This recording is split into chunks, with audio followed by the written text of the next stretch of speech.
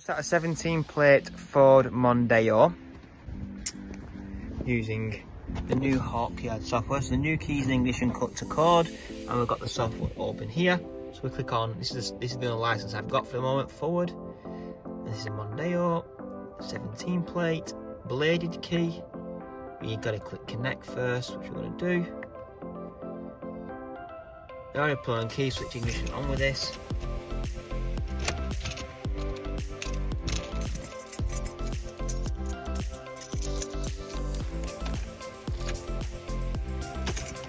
We have them.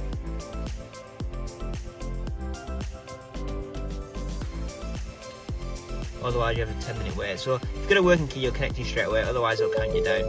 So we're in now straight away, the system. See the dash going on and off.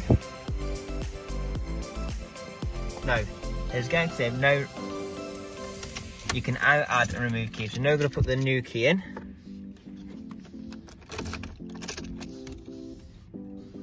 Going to click OK. I'm going to click add in this time. Do you want to add the key? Yes. Switch ignition off. Back on again.